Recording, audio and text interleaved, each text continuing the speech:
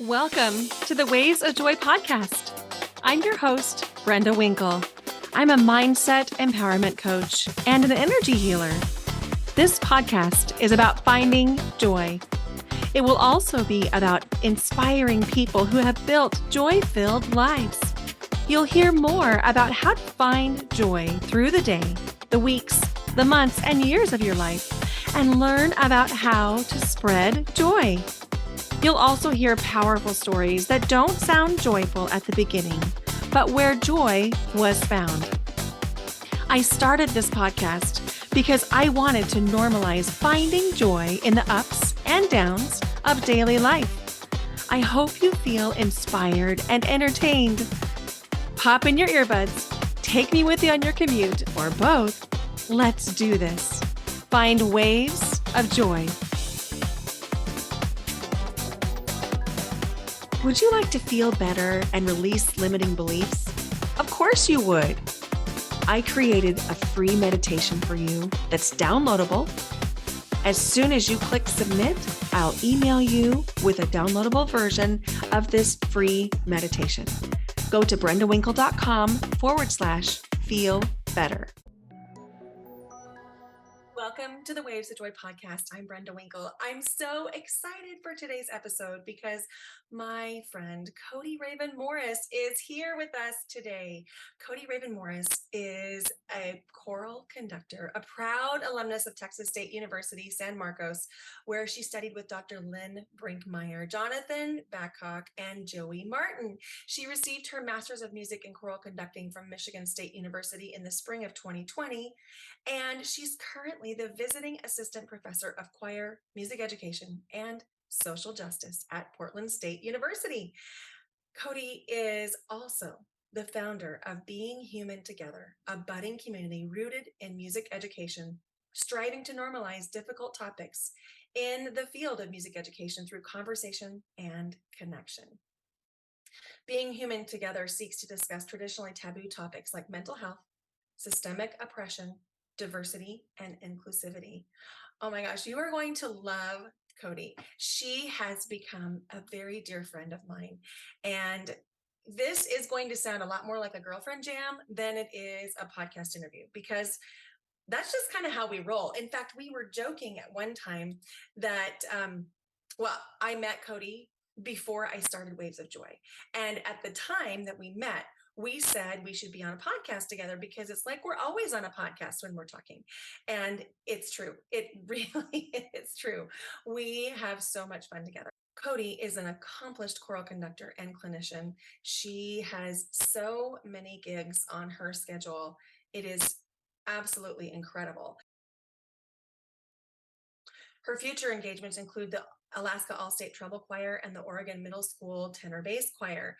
And she is just so incredible. But not only is she an accomplished choral conductor and clinician, she is an amazing human.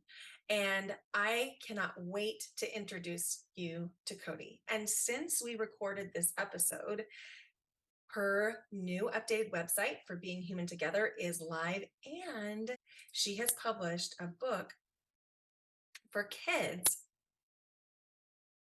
called When I Grow Up. And this book is so beautiful, and I really want you to check it out. And I'll put the link in the show notes to all of this. I want to share with you something I'm so excited about. I am hosting an Oregon Coast Reiki 1 retreat, November 15, 16, and 17, 2022. This retreat is for you if you feel like you might be sensitive to your surroundings and sometimes get sensory overload.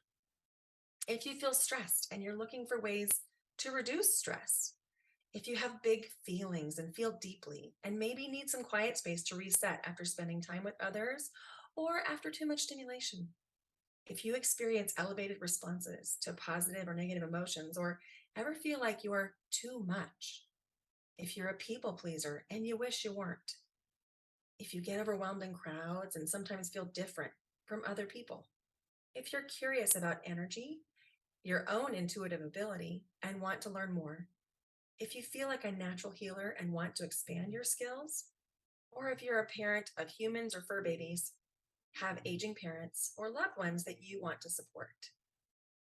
If you are ready to shift your energy so that you can heal and change your life, this is for you. Come heal and be healed. Understand energy in a whole new way so that you can step into the life you know you want to be living. Add the extraordinary skill set of Reiki 1 to your life and your business. Reiki can be done virtually as well as in person, but in full transparency, distance healing is part of the Reiki 2 certification and training, and this is Reiki 1.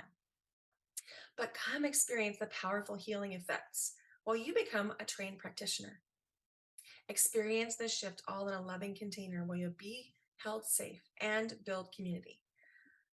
Oh my gosh, I'm so excited for this retreat because when I became a Reiki practitioner, I had so many questions and I wanted to talk to people who were experiencing the same thing that I was. And so in this retreat, we're going to do the Reiki training and the Reiki attunement and certification on day 1, which allows us day 2 and day 3 just to process, to ask questions, to build community. Oh, and by the way, we're on the Oregon coast. So we're going to go whale watching. We're going to go walking on the beach, and there's plenty of time for you to just take in the beautiful Oregon coast. For more information, go to brendawinkle.com/retreat, and I will put the link in the show notes. Okay, let's dive into this conversation between Coty and I. Hello. Hello. Oh my God. I'm so glad to see you. So a little context for anybody who's listening is Coty and I are sitting here at my dining room table. We've got Jane the Chewini hanging out with us, and we are just going to have a great time. Yes, we are. We're manifesting great times. We predict, we believe, we create. We're here for it. Yes, we are. Yes, we are. We're here for it. Thank you for being on the podcast. Oh, it's my pleasure. It's an honor to connect with an audience, with a group of people who enjoy your voice. And as you know, I'm in a season of being intentional about my relationships and my friendships, and all the other kind of relationships that we can have. And part of the blessing of that, the benefit of that, is when you connect with others and you have intentional relationships, then there's this almost like a stream to a river to an ocean kind of effect of the people that you meet and you speak to outside of that, you know, are also part of that extended blessing. So, hey, y'all. What's up? How you doing? Oh my gosh. I love you so much. I love you. Let's go. Let's go. Let's go. So we met at this conference, and I took one look at you and was like, I must have you in my life. Stop. No, it's true. It's true. I'm posing. You can't see it. Maybe you can see it depending on what this is. I'm posing with gratitude like a model. No, that was meeting you at that conference was refreshing. And I was, you know, I'm always grateful to connect and network with other people. But again, like authentic friendship making, intentional conversations with people. It seems to be a rare find the older that you get, the wiser, the more experience that you have, you know, it's a little bit harder, right? Because the contract changes. Yeah, the contract changes. And I think that there gets to be some people who decide that they're going to live authentically, and they show up in the world differently than the people who are going through their lives saying yes to things that they don't want to do, and yes in ways that don't feel authentic to them. And then they show up differently for us in those ways too. Ouch. Right? Accurate. Yeah. The ouch is the first syllable in accurate. I just made that up. I was just on the phone with a friend who was playing basketball with a good friend from college. We're talking a relationship over 20 years, and that they were searching for words to talk about. And he said, I would pretend that this was new information to me, but he had noticed that energy over time. And then us talking about this hang, you know, he did a little compare and contrast my relationship with you, Coty, my relationship with insert some other people in our extended friend circle, people who were not my friends, who are my friends now because of him, as we were talking about before. And I started reflecting as he was reflecting, on statements that I've heard from mentors of, well, the older you get, your friend circles change. And that's true, but it's more than that, because my concern about that statement is that friendships change because of time, and thus there is nothing that we can control about it, and we have no actions or place in that. But what I shared with this friend in my thinking out loud was perhaps they were searching for words, because all relationships, like fruit or a tree, they expand. Branches grow at the same times as roots extend further into the ground, as leaves change with seasons. And if there's a part of your plant that is stunted, you know what I'm saying? Like if there's fruit that is rotten, the fruit is supposed to fall. Mm-hmm. Okay, if you don't know this about me, I'm a preacher. Like, I'm not actually a preacher, like I'm not ordained, but I just have this thing where, like, this is how I talk. So stay with me, okay? Stay with me. Bring it. That if there's a reason why plants and the garden needs pruning, plants need pruning. Yeah. I have friendships that went on extended breaks. The fruit had to fall, and one of us had to roll away from the other to become something greater than what we were in that moment, whether that was mutual or individual. But evolution still had to take place. Mm-hmm. And when people don't evolve, when things are not growing, then the distance between that broken branch and where you are as a tree, or where they are, right? Let's humble ourselves. What if we are the thing that is stunting the development of the garden, right? Mm-hmm. That's a stark reality. That's a hard apple to bite, but I'm fruit analogy, but I've been doing a lot of reflecting, and that friend's doing a lot of reflecting on what's going to happen with that relationship, with that connection. So I say all that to say, meeting people, as you were saying, meeting people authentically, and what happens when people show up in their authentic self versus when they don't, can look a lot like that, can present themselves. And we are not, at least I am not, in a season where I'm willing to roll the dice on something that might poison my garden. Okay. Back up. I can't do it. I can't do it. I love that.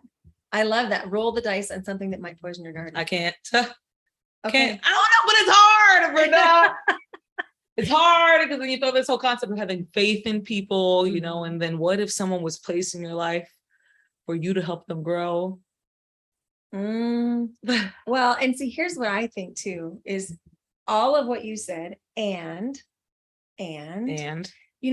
we owe it to ourselves and everyone in our lives to take really good care of ourselves, and to preserve, on the garden analogy, to preserve the borders of our garden. Yes. So that we can stay clean and clear and healthy.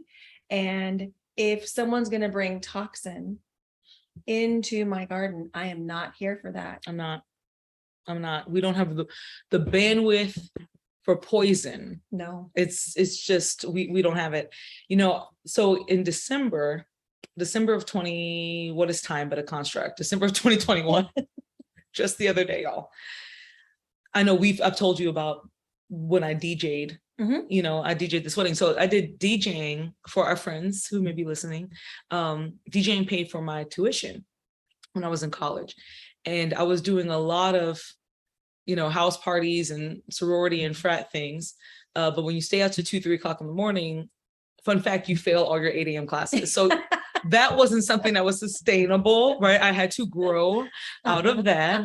And so I stopped doing that, and I moved into the wedding sector. I'm doing more corporate events and cocktail parties and stuff. And it made for a really awesome experience as a budding educator, a budding choir director, who also got to flex my musicality in this way. Mm-hmm. And then I would, I thought, oh, now I'm a teacher, I'm not going to do this anymore. It conflicts with who I am. No, it's part of my brand ethos. I was actually still DJing, but now I'm DJing school events and proms and homecomings and the weddings and the corporate events. So I got to have this balance. And I had days when I would leave school on a Friday from Houston, Texas, and Texas is 12 hours away from Texas, when you think about driving. And so I would leave Houston, Texas, and then drive 3 hours to San Antonio, to San Antonio or Austin, Texas, set up, DJ, break down, get back in the car and drive to Houston and be in class on Monday. Wow. And then that eventually, as I got older, shifted to, okay, now I'm spending the night. Then it turned into, now I'm tired and I'm like sleeping in my car at a rest stop. And over time, I couldn't keep up with something, you know, that I had always done. So fast forward to this December, I DJ a wedding and I hop on the plane and it's in Boulder, Colorado. And what no one could predict was I was flying into a wildfire. This is 3 days before classes start at Portland State University where I teach. And I made this choice. I made this choice because, you know, I love doing it and I love the friend that I did it for. And it is not the bride nor the groom nor the wedding party's fault that there was a freaking wildfire in Boulder, Colorado on December 30th, followed by a snowstorm on December 31st. This was some apocalyptic, I can't make this, you can Google these things, right? And that was New Year's Eve. And that is not how I pictured my New Year's Eve by any means, you know, trucking along and moving sound equipment and sweating and all of this different stuff. And I found myself, here comes the kicker, y'all. I found myself praying, right? I'm a prayer. I found myself praying to God or the cosmos, or even reminding myself, right? Because what is prayer but intentional meditation? Whether it's to a deity or to yourself or for your home, for your family and your surroundings, right? So I take this time to myself and I say, God, I promise if you get me through this, I will never do this again. I am done. Because I told that bride when they hired me, you know, I believe this season is done for me. I don't think I'm supposed to be doing this anymore. And I did it anyway. I rationalized that decision in my head and found myself with the exact same consequences where I want to point blame at everybody else. But the thing to remember is nothing about DJing had changed. I changed. And as I had evolved, I kept returning to something that was a constant and will always be a constant. That's the business. That's the job. So what I was afraid to admit, because it made me have to reflect on who I was as a person, is I just no longer wanted to do the job. And that doesn't make DJing a bad person or a bad thing. That doesn't make me a bad person or a bad thing. Right. But the fruit had expired. See, we talk about bandwidth and people coming in with poison, but we fail to realize how we can be a toxin to ourselves. And how by sometimes maintaining those relationships, we are hurting ourselves. We are hurting each other. It's very easy for me to talk a lot of mess about that as a line of work, but that helped me teach kids. Yeah. This is gold and a mic drop moment because, because, you know, when we are doing things that don't bring us joy, that we don't want to do, and then we turn around and blame the thing and the people and all the things, it is setting up for disappointment. Yes. Setting up for blaming. And the real responsibility lies within us. Yes. Yes. 100%. And finding that responsibility or being accountable, right? Keeping ourselves accountable without the residue of doubt or the residue of guilt. Yes. Right. Right. I've been sharing with some elementary kids this past week. I worked at camp. Can't stop, won't stop. I worked at camp this past week. And one of our mottos, I told the kiddos, I said, you know, mistakes happen, right? We get so caught up and I missed this note and I missed this moment, I missed this rhythm. But then we forget that mistakes just happen. So I'm in the middle of working on a little canon with the kids. And I had a little stutter. When I'm tired, I get a little stutter. My brain's not firing at 100%. You know, my brain's not firing at 100%. And a kindergartner, a little kiddo named Bea goes, mistakes happen. And everyone, you know, they just kept going with rehearsal. And I stopped everything. And I said, we need to pay attention and talk about out the mouths of babes. That I was reminded by this child, who I would then remind them later on this week. It was this back and forth, right? That, you know, mistakes happen. People do things. I don't have to get mad at myself. I don't have to blow up a whole storm because I did it again. Right. I set myself up again for doing this thing, for being, we don't have to blame each other. It's just knowing that our time has come to an end, whether it be with that job, with that friendship, with that romantic relationship, right? With that habit. There was a point in time I loved running and then I injured my foot Then I didn't love it so much. Even after it healed, I was like, this doesn't feed me the way that it feeds me. And then after going through a tumultuous romantic relationship, I found boxing as an outlet. And now that's my cardio of choice. And every blue moon, you know, going a jog and stuff like that. Yeah, sure. And I don't mean to downplay the power of our conversation using the running or the boxing metaphor, but I say that to say that I can have an appreciation for running and jogging and that way of expressing the body, because it's a spiritual thing for me. When I get in that boxing gym and I hit that bag, the day starts with somebody's face every time. I walk in thinking about somebody in my life and I'm like, I want to knock you out. And every time that workout ends, it's me. Every time it ends, it's a reminder that I am working through something in which the only way I can work through it is by letting my body sweat and letting those toxins out of my body in this way, and doing it by myself or with a team or in some way. So I realize no one's against me. And anybody who even professes that they're against me, it's just they're against themselves. Yeah, exactly. That's all it is. Everything's a hologram. A hologram. Yeah, everything is a hologram. We're seeing what we are running in our own minds out in the physical world. So if you're seeing things you don't like, it's because you're not liking parts of you.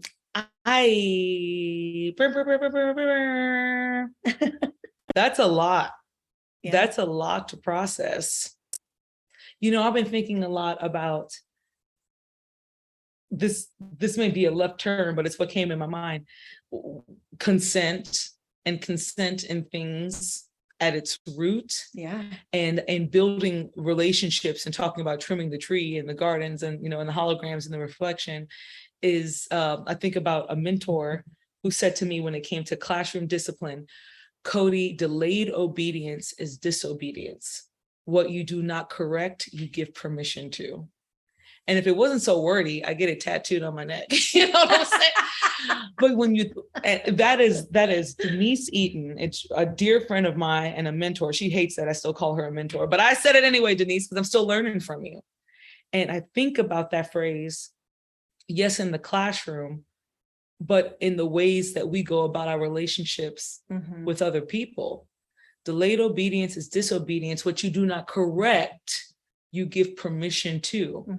So if we're talking about the hologram, the things that we don't like about people, or we may not like in different relationships, right. and people, when we feel envy, when we feel jealousy, that it really holds up a mirror to ourselves.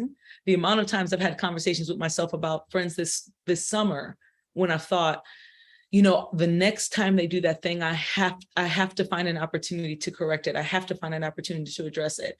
And then the reality check, this is the burden of working on yourself, is that you come to some conclusions faster and you don't like what you hear. One of the things I heard in my head is, Coty, you've been given ample opportunity to call that statement out, to call that action out. But somewhere in your mind, what you say this relationship is, you don't feel confident in it, or you have a lack of trust in it. That's exactly why you need to address it. If I want that relationship to evolve, it needs me to call it out. Right. And then I'm left with my fight language. I'm left with realizing, but you know, your fight language is avoidance. And so you want stuff to correct itself, because I want people to just snap to my energy and my action, right? I like that too. I mean, you know what I'm saying? I totally. It's one of the reasons why we get along, you know what I'm saying? But not everyone is blessed to have this, right? To be working with a twin, with a sister in this manner, you know? And we need, just like they taught us with the food pyramid, we need a variety in our diet. Ooh, yes. That hurt me just saying that out loud. Well, I think what you're saying is so relatable, because in those moments where something, let's use the word chase in a relationship, you know, it just doesn't feel good. We have a choice in that moment to either say something or not say something.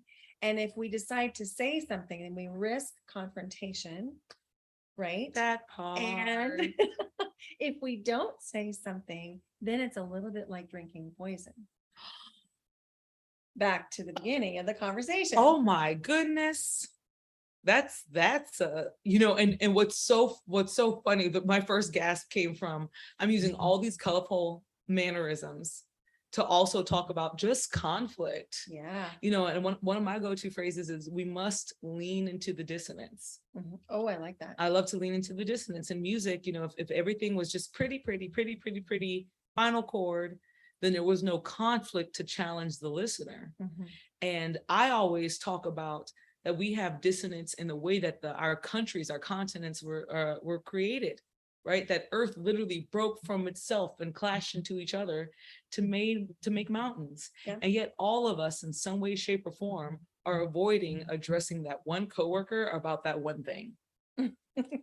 And we still have a spouse that just keeps leaving that seat in a way that I don't want that seat to be done.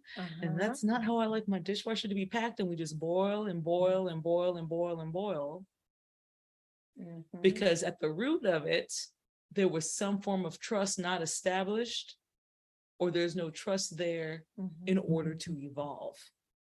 Yeah. We are being asked as individuals to continually challenge ourselves in building trust, continuous trust, right, with others. And that begins with trusting ourselves. Yes, exactly. Double checking our intentions and saying, well, why does this upset me so much? Is this a content warning to my body? Is my body triggered in some reason? Am I going into some sort of post-traumatic? But for a lot of us, that's what it could be. It could be. Is that these friendships, these relationships, these work relationships or romantic relationships remind us of something that send our bodies into what is actually a preservation mode. Talk about the poison. Yes. Talk about the self-poison of the garden. That's it right there. That's what it is right there. So the 4 stages of PTSD are reimagining, arousal. What's the third? The third is avoidance. And I'm hearing my own common language across these things. And the last is numbing. And so when we experience any type of grief in our life, I use that word because we separate trauma from grief, but grief is a form. Like when we experience something that gives us grief, that is a reaction to a trauma, right? And people only know the pain they feel right now. So the body goes into a particular state of shock when someone dies, just like they do with a breakup.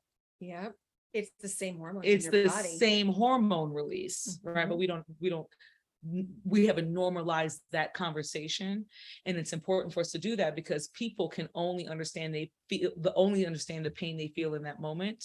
I'm thinking of when I lost a mentor, and a mentor die the same week as I had a friend, go through a romantic breakup, and I could not understand that the weight of that within our bodies was the same, even though one of us looked at it less, than the other. Right. But I digress, Brenda. So in that first stage of reimagining, the hard thing about that is we don't know whether that is happening in real time, right, or if that's a memory. Right. And our body doesn't know the difference. And the second stage, which is arousal is the mother trucker that gets me every time. Because the thing about arousal is that it's the fight or flight moment of the body. What are we going to do to protect you in this moment that this thing is happening? How are we going to react? Well, the arousal protected in the trauma, in the grief, but the cycle of trauma, right? The cycle says that you always go back to arousal, and it's the thing that is stopping you from moving forward. Right. That's stopping you from evolving. So then we avoid it. How do we avoid it? We avoid it whether it be in silence or with work or with buying, going on a shopping spree. Or just being busy. Right? Whatever our form of busy is. And then we find ourselves in the numbing. Yes. And I learned when I first started my mental health journey, and I shared a long journal entry that I had with my therapist. And I asked, I asked several therapists, why is it that I felt my emotions as a pendulum? Right. The older that I got, right, here were some things in my life that weren't changing, and I was changing. I didn't realize that. But why is it that they felt suspended right? Like one of those those physics balls, right? Yeah, yeah. Why did I feel suspended in grief, at spontaneity, is specifically after experience moments of euphoria. Mm-hmm. And when I found the right therapist for myself, or when I was building, and that therapist was helping me build habits outside of just those sessions and what I was doing to keep myself busy, what I learned was that when we are attempting to avoid without addressing those core things and having those conversations with ourselves, that because the body can't tell the difference in the hormone release, right, that when we are in moments of euphoria, the body preps to address grief. yes, That it says, oh, you ready for this now? You're off here working on your career, or doing these things with your children, or working in your garden, or taking the time to read a book. And it's the reason why sometimes we're sitting here reading Untamed by Glennon Doyle, and we can't get through the book yeah, because every paragraph is making us have these deep conversations with ourselves. right. You know, and Where we're so scared to access joy, because if we do, God forbid, how am I going to survive it when the joy leaves? yes. Yes. So then we go to that last stage of the numbing. The numbing. And thus the cycle begins again and again. Some of us numb with alcohol, some of us numb with drugs, some of us numb with food, some of us numb with other people's problems. Oh, that's a thing. Yeah. Some of us numb by continuing to be busy. Perhaps that's not necessarily the way that we avoid. Maybe it's the way that we numb ourselves. It's common. It is common. And it happens again and again and again. That is how we serve. Yes. As our own poison. Yeah. And refusing to evolve and refusing to address that so we can trim that fruit. Yep. And there's a lot of research on the addictive qualities of the stress hormones. Oh, yeah. So it's literally changing our body chemistry when we begin to try and get into that rest and digest state, where we're coming out of the trauma response and the trauma cycle. And so, giving ourselves time and grace, and then recognizing that like this is an addiction. Yes. So we're creating chaos, we're creating conflict, we're creating all of these things. I feel exposed. Is there an HR for this podcast? I would love to speak to the HR representative. Well, this is a one-woman show at this point. So that's it. You got what you got, baby. I respect it. But yes, that addictive quality of the stress hormone. I had a friend call me out on that myself. I felt very exposed. and the part, it's because we return to what we know. We do. We only know what we know. Yes. Yes. And if we were made or grew up in, or our origin story is based in some form of chaos and or stress, well, really, those are one and the same. They can be, yeah, absolutely. We return to it. Yep. For a long time, there was a particular ex-boyfriend that I would use as part of my romantic origin story. That in dating Billy, let's call him Billy, and I say that because I ain't got nobody to protect, but my story is not made in speaking someone else's name. Hello. In the dating of Billy, it was so easy for me to continue to use that story in those years that we were together, and that pain, to just say, this is why I won't return to these things, and this is why I can't do this, and this is why I won't do that. But the first hard lesson I had to get out of that was, what was my role? Now, disclaimer, I am not covering up any abuse that occurred in that situation. What I want to address is that from the very beginning, I knew that was not right for me, and that I ignored my gut from the start, and that should have been enough. And so no matter what the fine print details are, or shall I say all the clauses and all the paragraphs and addendums to that contract, I walked into a contract and my gut told me no. So if I won't trust myself, how in the heck am I supposed to be with somebody else? Yeah.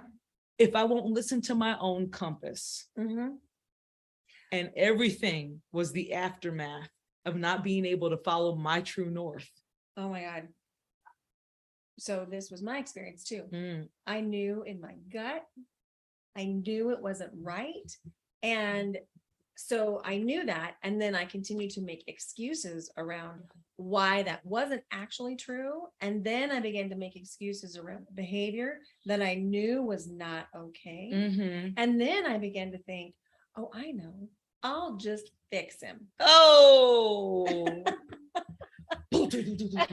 Yes. Yeah. Yes. It didn't end well. It did And not. it didn't end well. And it wasn't fair to him either. No, it really isn't. I wish metaphorical Billy all the love and thriving in the world, because I pray for all of us that we have room to evolve. Mm-hmm. But I don't have to stick around for that. And it was never my job to do it in the first place, Mm-hmm. nor was it for him to fix me. Right. I walked in there needing my own pruning. I walked in needing to do work on myself. And we did not sign up for those clauses. So we modified and we pretend and we did covert actions and we said that we were okay with things that we were not okay with. And the weeds began to grow. And we pretended like we were looking out at the Amazon forest, but we were looking at the back of a dumpster landfill and calling it the Japanese garden. It was not it. Oh my gosh. It was not it. It's funny because you just kind of described my marriage. I mean, and you know what I've said about, as a choir director, you find yourself, or most of us in certain fields of education, there's some sort of competition, but that's a whole other podcast about how we've turned education into a competitive sport. Anyway, so here I am judging, a contest of children as soloists. And the longer you do this and the more you are in your field, as you know, right, as a fellow artist, you know your students' voices with your eyes closed. Yeah. I'm doing this contest and I have a student, Raquel, who walks in behind the screen, and I know it's Raquel's voice. I have no doubt.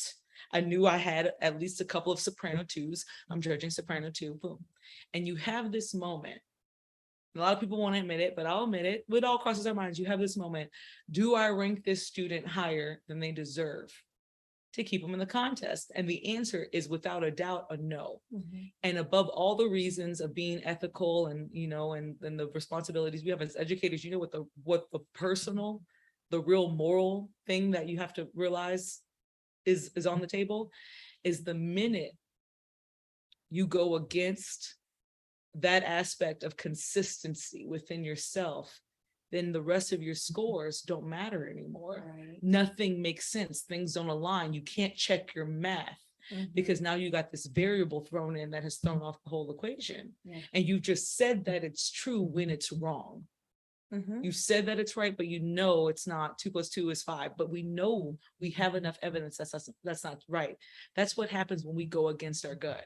Yes. Is that every other equation in our life doesn't line up. The friendships, the friends that I had that were going through real tough life circumstances that needed me while I was in that toxic relationship, while I had that poison in my garden and I was the poison in somebody else's, I was not there for them until this day. Sometimes those conversations come up and I'm apologizing for some real life. I wasn't there for you when you experienced one of the biggest traumas of your life because my equation was off. My compass was off and I didn't follow my gut in the first place. And then nothing made sense. When me and Billy broke up, I had a lot of alcohol in a short amount of time and I ate a whole pizza. I laid on my couch for a couple of days, but that pain in my stomach finally stopped. Isn't that interesting? Isn't that crazy? Yeah. I remember so I moved into a domestic violence shelter from my marriage. And I remember looking at these walls and they were stark, there's not anything pretty on the walls. And there were, some kind of ragged bedding on the bed, but it felt so clean. And when I say clean, I mean, yes, physically clean, but I mean, it felt clean. Yes. For the first time in 14 years, I did the right thing for me. Yes. Yes. And so even though I was terrified and sad and mad and all the other things, it was clean. Yes. Yes. And that's something that I will never forget. And if anything now, as I think about relationships that I have, what started our conversation just organically. If you're listening to this, there was no plan. We just got here. Well, we just sat down. And we just sat down here, recorded, and said, let's see what happens, And the things that were on my mind that I want to share with my friend, that if they can benefit or bless or thought provoke anyone else, I'm grateful for it to be able to do so. Is that in the conversations I need to have, whether it be with friends, I can think of a friend I need to have, a difficult conversation with. I can think of a colleague I need to have a difficult conversation with. All of these different things that I need to do, I know that I can do them because I know that I am capable of being in sheer chaos for eons. That there's just a part of me that's afraid of leaning into that dissonance to find peace. And that peace could be an evolution of our relationships or the termination of a contract. Yes. And if I do this, if I check myself and I check my intentions, and I make sure that I do this for the benefit, not just of myself, but for everyone involved. That also means I need to be willing to listen, right? And be able to hear constructive criticism. And if one of us isn't ready to do that in a way that allows us to move forward, or if, I'm gonna finish the thought because I had a whole conversation with myself in 2 seconds. This is what I was gonna say. If one of us can't do this in a way that allows us to move forward, then that's just, then things just get terminated. But at the end of the day, that's not my responsibility. Nope. That's not my responsibility. The best that I can do is show up, as you said, as my authentic self and say, this is what I have to contribute to your garden. Yeah. And this is the fruit that I have right now. Woo! This is the fruit that I have right now to give. Yeah. Right. And this is what I can't give. And this is what my garden will not take. Right. And so in this house, I had a friend that one of the friends I'm thinking of with a difficult conversation, and that I said, I know that I've had ample opportunity in reflecting with our wider circle. What we were saying is that's just not how we grew up. There was commentary that was shared on someone's relationship and how they kept their house, and it was like we didn't grow up like that. And so it could be as simple as we have cultural differences in conversation. And when you talk to me, one of the living in the Northwest, people don't say yes, ma'am, and no, ma'am. And as an educator, having my students call me Coty is wild. When everywhere else I go, they say Professor Morris. And so it's been so interesting to be amongst my colleagues while with kids. When I say, this is how we're going to clean up this space, and we're not going to handle this disrespect, everyone say, yes, ma'am. And all these kids hop in and say, yes, ma'am. See, we're teaching of a culture. Yes. And also recognizing that I am walking into a different vernacular. Some of us don't speak the same vernacular. Not all seeds grow in the same gardens. Right. Not everything can be planted everywhere, because we have to understand, in order to be planted somewhere, this compromise is a form of assimilation, that we have to take on things from the soil, right? Yes. You have the right to say, that's just not for me, but you do not get to poison someone else's garden in the process. Okay, That was good. I'm gonna drink some water. That was good. So I'm realizing that for our listeners, we buried the lead just a little bit. Coty and I are both choir directors. Oh yeah, surprise. So we're both choir directors, and tell us about your current role. Oh yes, it is fabulous. So I am currently the visiting professor of choir, music education, and social justice at Portland State University. I am also, and this is what I say my primary gig is. My primary gig is I am the founder of Being Human Together, which is a budding community rooted in music education to address different topics like mental health, overall wellness, social emotional learning, diversity, equity, and inclusion, and really facilitating conversations like we're having right now. And a passion of mine is working with organizations and schools and communities, kids, and our wiser population, and facilitating conversation. Ever since I was a kid, I always said, I wish someone would just pay me to talk. I think if I could just be around people and just talk, then I could help make the world a better place, and It's true. Thank you. Welcome. I'm honored. Yeah, I'm doing it. I'm doing it. So that's where I am at this season of my life. I love this. Thank So you. it's so cool that you're a professor of choir and social justice. Yes. Yes. And it works so well in your organization, Mhm. being human together. Yes. And, I think that social justice and diversity, equity, inclusion are great buzzwords, but unless we're willing to actually talk about things, yeah, it doesn't really get any traction. It doesn't get any traction. And I have a mentor, Dr. David Rayl at Michigan State University, who in his genuine concern, he said, Coty, as a young Black educator, I don't want you to become a DEI person. Mhm. Let's look at the math. Let's add 2 + 2. Mhm. There is no shocker that after the murder of George Floyd, that in the creation of DEI positions in the workplace, Right. everyone is questioning if they're actually being equitable, no matter whether their intentions are good or not, right? Mhm. Everyone's questioning themselves, they're checking themselves. That there were a lot of hires of people of color, as they should be, Mhm. right? And just to give you a little insider trade secret, all people of color are concerned that they are diversity hires. They want to make sure that they are actually being brought into the workplace because they have things of value. But you know why people of color are often put in diversity positions? Because they have to speak on behalf of themselves. Right. And I just want to say that is not okay. That is not okay. Not okay. Before the civil unrest of our world became mainstreamed, notice the wording of that. It was always there. It's always The there. chaos was always there. It just got a smartphone. It just got a camera, right? Yeah. And so before it got a camera and an Instagram account, right?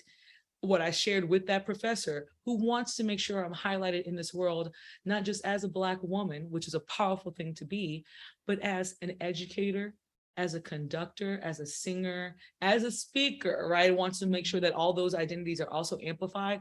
What I shared with is, well, I've always been a DEI person. It just wasn't out of angst and chaos. It was because I went in my classroom, right, and learned the hard lessons that when teaching in the east side of Houston, where my students were predominantly Black and Hispanic, that I needed to work on. What do I do when I have young white children who are homeless, trying to navigate a world when they're being told that they have privilege? Right. That too is a lesson that needs to be taught. Yes. And yet still teaching those young white women that they do carry a privilege, that is not their fault, that there were things put in place prior to their existence, right, that are navigating social constructs. Right. And something that has helped me is utilizing the phrase, guilt is just the body's way of saying time out. Ooh. What we've normalized is guilt means we need to go into an immediate action for an apology. You've done a wrong and you need to fix it. Guilt, guilt, guilt. Like Game of Thrones, Cersei walking down the street, shame, shame, with the shame bell, right? Yeah. That's not what guilt is. That feeling in our gut is actually saying time out, revisit. How did we get here? And so it's an honor to have a job in a multitude of ways and be put in positions where I can navigate these conversations, not just in the classroom with my future music educators, but to be able to facilitate and create choirs that build community. Yes. A passion project from Portland State and is with my colleague Ethan Sperry was to create something similar to the Dallas Street Choir conducted by Jonathan Pallant. And Jonathan has seen a lot of success with using choir as a way to bring art into communities that would not necessarily be enriched with music or with these things without. I won't call it so much as a conflict as I will call it an opportunity and a perspective, talking about people who find themselves in DEI chairs, like that. Here's a perspective that choir did not get me out of homelessness. First and foremost, will show that I was homeless as a youth, mostly from my early teens, the preteens, through college. And you got to decide, do you pay for tuition, the dorm, or gas for a car? And my car was roomy, and that's what the place that I had to be. So out of my experience of being homeless, we see homelessness on the street or houselessness as only being people living in tents underneath the 405. Right. But homelessness takes many shapes and forms, and that's actually evolutionary state of it. Yes. There were several moments in which our community members, for they are community members, they are not a other sector of people, right? Right. When our community members who live on the street, there were a series of places that they were before. And that could include being on someone's couch, living in a home with 13 plus cousins and an uncle and an aunt because you are from a different country and working on citizen status or taking jobs that other people won't take, and yet they say that you don't belong here and you need to go back to where you're from. That houselessness looks like me sleeping in my car, right? It looks like people going shelter to shelter to shelter. It looks like housing insecurity and inconsistency. What choir did for me was it gave me a community of people who were consistently looking out for me. Yes. That's what art does. That's what art does. That's what art does. And I know that in myself now. I'm sitting here at 34 years old, and I know that I'm still bad about reaching out for help. Or let me change my phrasing. It's not that I'm bad about it. It's the thing in myself that still needs evolution, that I am still working on. And I can work on those things because I am ready to admit and have the conversations about how I got here and what part of my growth were paused or rerouted because I was surviving a trauma. I was living in active chaos and active stress. Right. And so there were things and skills in communication or otherwise that I and other people have not experienced. And so I'm working on challenging, the community on how can we facilitate building community and choir for youth. And so one of the ideas I'm moving forward with this term is starting a youth houseless choir for whether it be high school students, middle school students, or really the Portland State students who are homeless and actively in school and may not be receiving that focus because they're so busy going to the food bank and having a multitude of jobs that perhaps they don't get the time to sit down with someone who has that lived experience or knows how to contact others with their own versions of different forms of development, and needing that. And to go back to the conversation that we've had, how all of this melts together is when we're talking about the relationships and the gardens and the poison that, we look at the work hours that come out of education. And me talking to my colleagues, I'm like, it's very easy to say that social justice is me going in the street, in the community and working in shelters. But when I ask you not to reply all, and you do reply all anyway, and you email me through the weekend and want me to work 7-hour days, work 7 days, not 7-hour days, but you work 8 days a week, when think there's 26 hours in a day, that is an act of social injustice. It is. That is a form of abuse. And delayed obedience is disobedience. I've told you exclusively and in detail the way that I would like to communicate with you. But see, that's part of those relationship contracts. Right there. If we can't get that together in ourselves, I just can't go out helping other people with this broom. We got to work on this first. We have to do that. And that's the dance that all of us play, and how we pour light into the community while we're doing continuous maintenance on ourselves. I have so much to unpack with what you said. And one of the things that I want to really highlight is homelessness and houselessness does not look away. No. You cannot identify it. There is no person who is exempt from potentially being houseless or homeless. It doesn't come in any neat little package. It doesn't come in a specific color. It doesn't come from a place. Correct. It doesn't come from an educational background. It can happen to anyone. Anyone. I was homeless at age 35 with a 5-year-old daughter. And I had, a master's degree. I might have got that after. I don't know. It doesn't matter. No, time is but a construct. I mean, Seriously. The point is, it doesn't look away. It doesn't look away. Yeah. That's number one. And number two, art has saved humanity over and over and over again since the beginning of time. Yes. And that's why you turn on the radio. That's why you seek music. That's why you go to the art museums. That's why you want to write. That's why you read books. Yes. This past year, to be clear, in the fall of 2020, I had graduated from Michigan State with my master's. I moved back to Houston, and I'm teaching at Crosby High School. And I just could not believe we were actually going to teach kids in person. I just could not believe this was happening. in the meantime, in between time, the world's on fire. And I'm in the attic prior to moving back to Houston. I'm in the attic that I could only afford to live in, while I'm in grad school, writing poetry and, playing around with cartoons and like dancing again. And I think a lot of people, one of those eye of the storm kind of moments that happened was everyone tapped into a part of themselves that they had put on the shelf because we stay busy.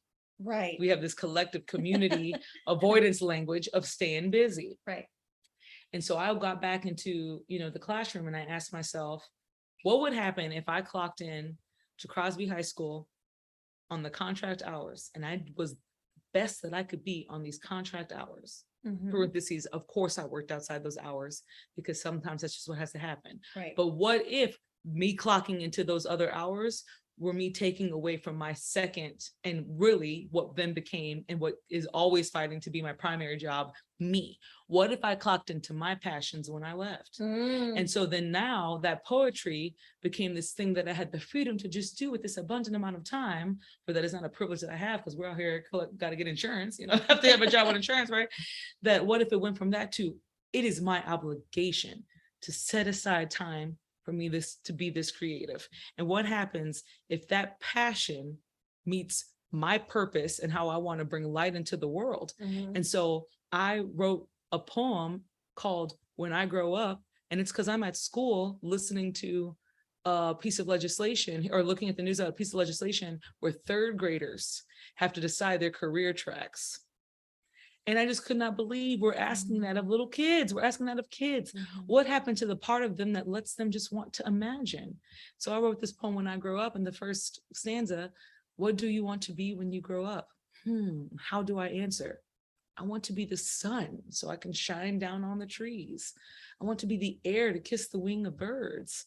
We fail to realize when we cultivate spaces for students, for people, for adults to just imagine, that is where our best work actually stems from, right?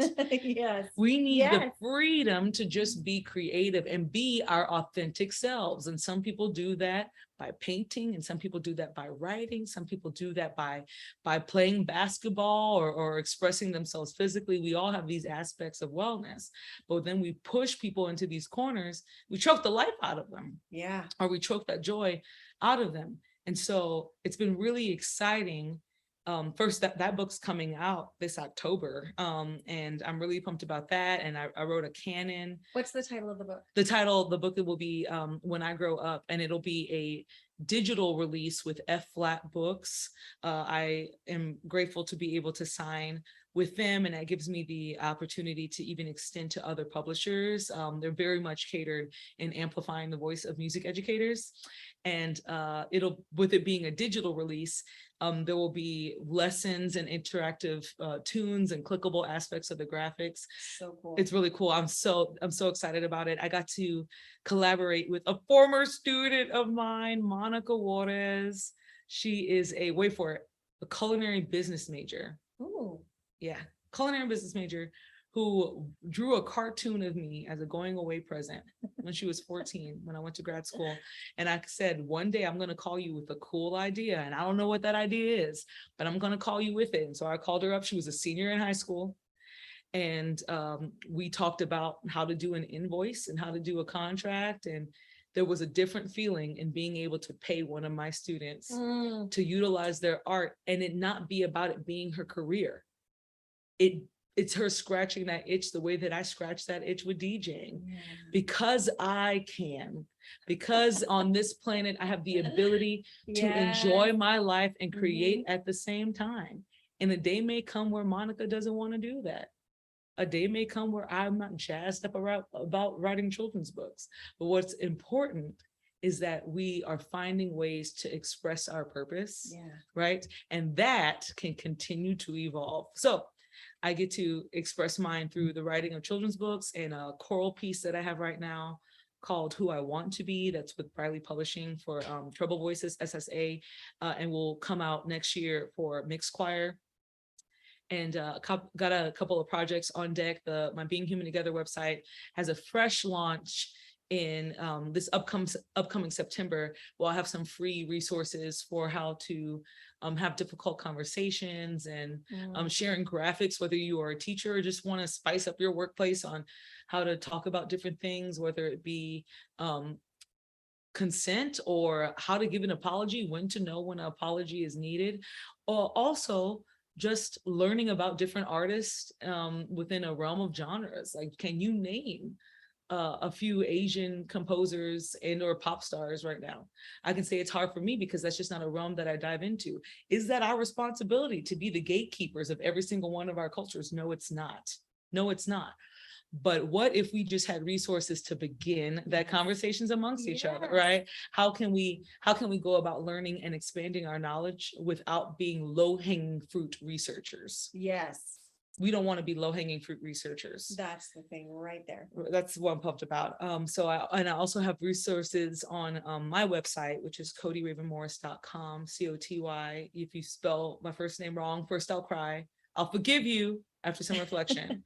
But again, CotyRavenMorris.com, and I'm just grateful to be able to write more and speak more and just connect with people. And where can we find you on social? On social media, on Instagram, first and middle name, COTY Raven. Same thing on TikTok, Coty Raven, Facebook, Coty Raven Morris, and then my website, CotyRavenMorris.com. Oh my God, I love you so much. I love you so much.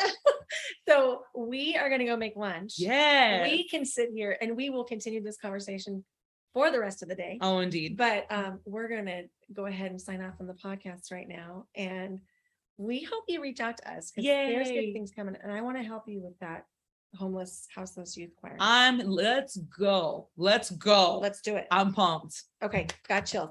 All right. Bye for now. Bye.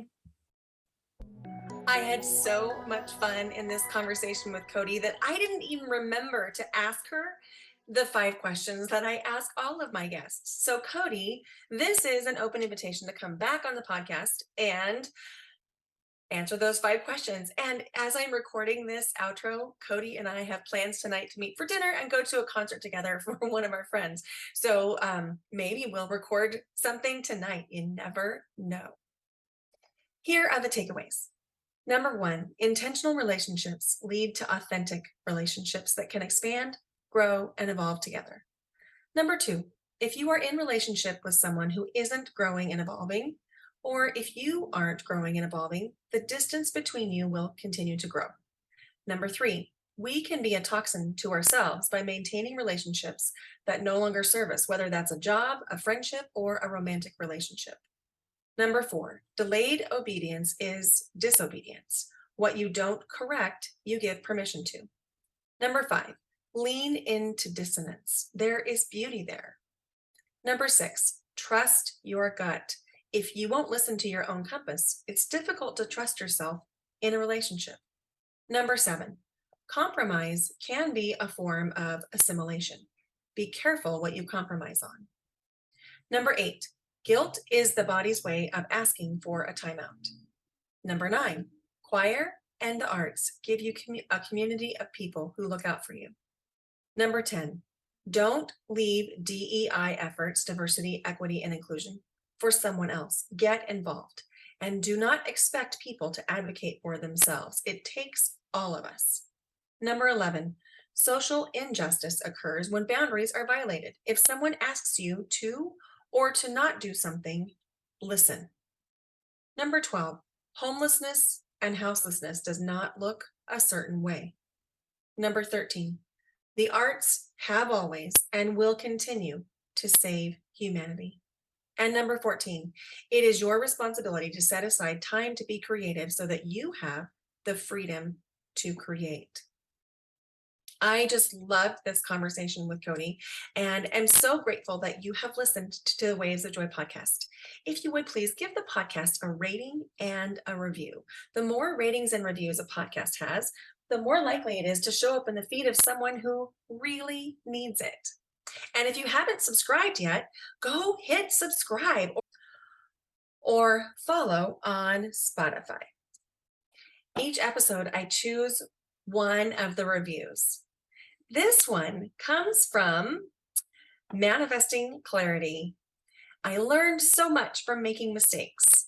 Thank you, Brenda, for your passion and messages. Love the permission of getting to do things messy, learning so much and having more and more appreciation for mistakes and learning lessons. I like to call them learning investments in my businesses as well. Grateful for the support and love you are spreading in the world. Thank you so much, Manifesting Clarity. And you now have earned a free session. So reach out to me on Instagram at Brenda Winkle or email me at brendawinkle.com to schedule. Until next time.